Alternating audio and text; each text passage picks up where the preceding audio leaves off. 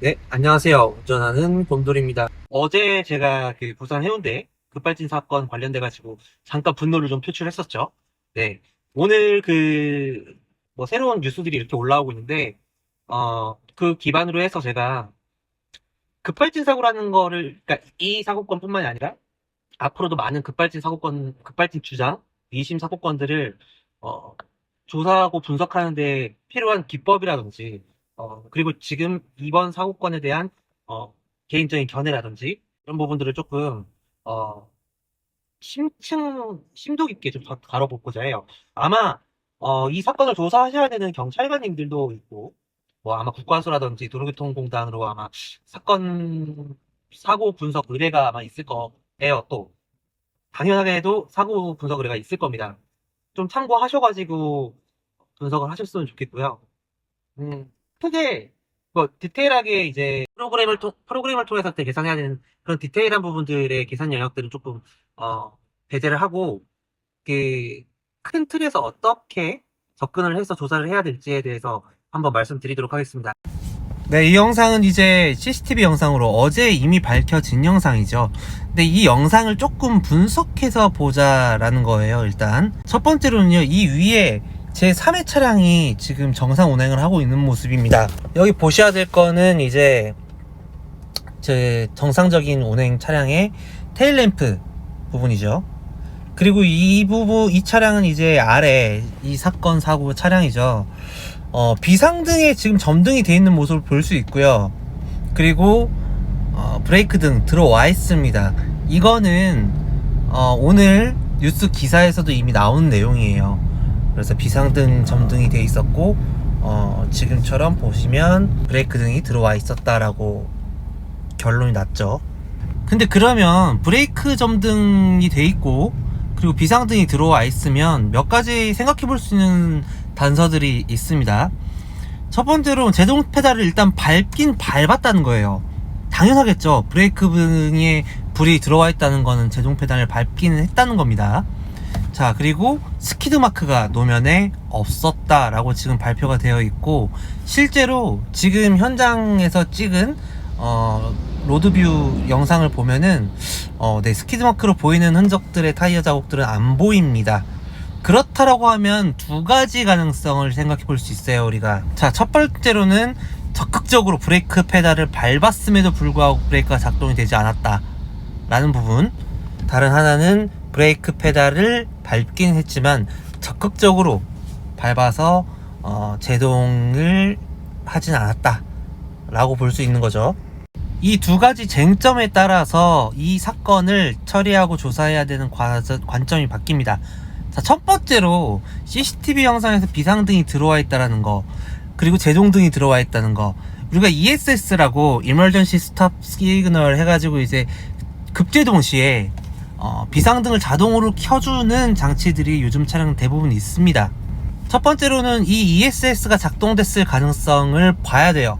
만약에 이 첫 번째 가설이라고 한다면 이건 진짜 차량의 결함이나 문제일 수 있어요.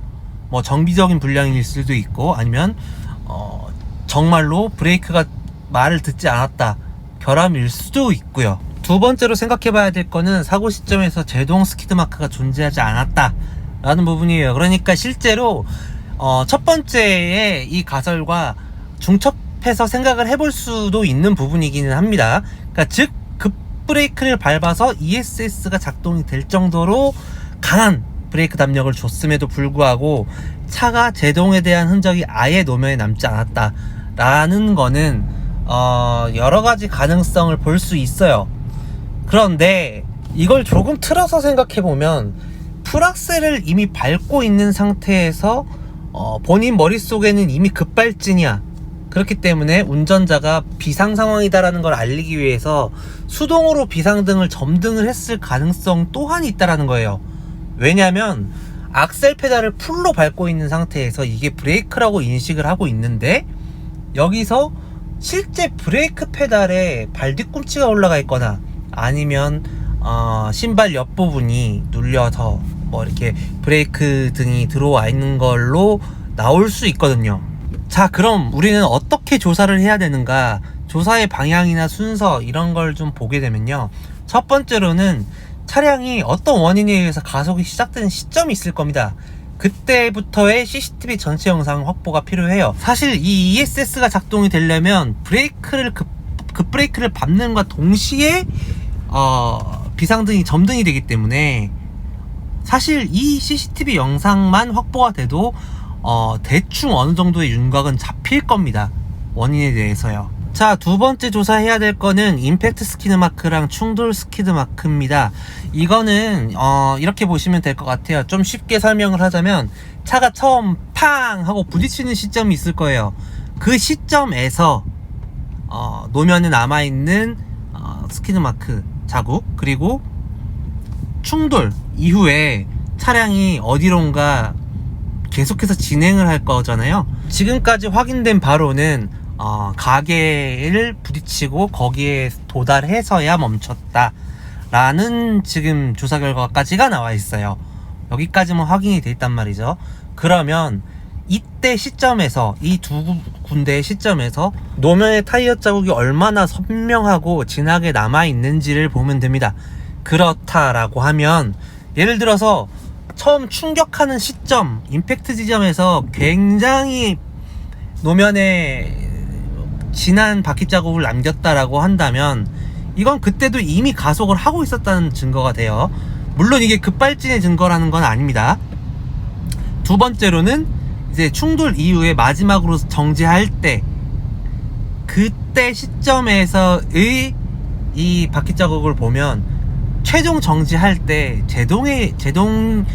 차량의 제동에 의해서 정지가 된 건지, 아니면 어떤 가벽이라든지 물리적인 앞에서의 물리적인 차단, 그러니까 가림막 등, 그러니까 벽 같은 걸 때려박고 그것 때문에 멈춘 건지, 이런 것들에 대한 판단이 가능하다는 얘기예요. 자, 그리고 세 번째로는 비산물의 위치와 비산 형태를 좀 봐야 됩니다. 이게 무슨 얘기냐면요, 냉각수라든지 아니면 워셔액이라든지 차에는 많은 액체물들이 들어있어요.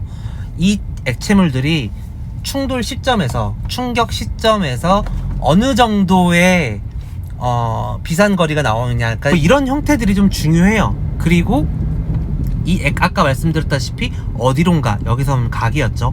가기로 진행을 하면서 차량이 정지할 때까지 액체가 어떻게 튀고 있는지에 따라서, 그리고 그 액체가 어떤 종류인지에 따라서 상당히 많은 가능성을 시사할 겁니다. 자, 그리고 나서 마지막으로 당연한 얘기겠지만 EDR이나 이 페달 감식이 필요합니다.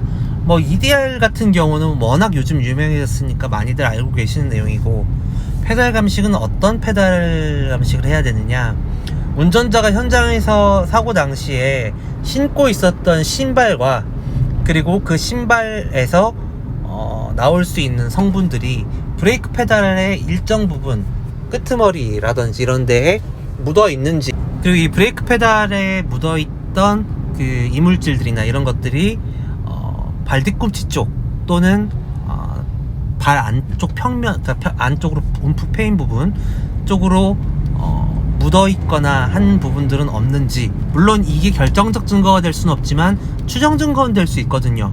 이런 부분들을 좀 확인을 해봐야 됩니다. 그 마지막으로, 그래서 결국 제가 하고 싶은 얘기는요, 여러 가지에 대한 가능성을 당연히 조사를 해봐야 되겠지만, 만약에 제동계통에 이상이 있어가지고 급브레이크를 밟아서 ESS가 작동이 됐음에도 차가 서지 않았다 라고 주장을 할 거라면, 이미 차 자체가 이전에 정상적인 운행이 되고 있지 않았었어야 해요.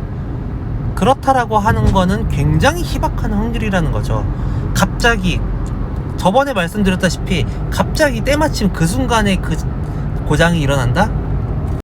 굉장히 낮은 확률이기 때문에 그 확률을 뚫고 항상 우리나라에서만 이런 사건들이 일어난다는 부분들, 이거는 조금 생각을 해볼 필요가 있겠습니다. 이건 저번에도 말씀드렸다시피 이 징벌적 손해배상에 대한 부분이 없어서 그렇다고 생각을 해요. 그럼 다음에 봬요.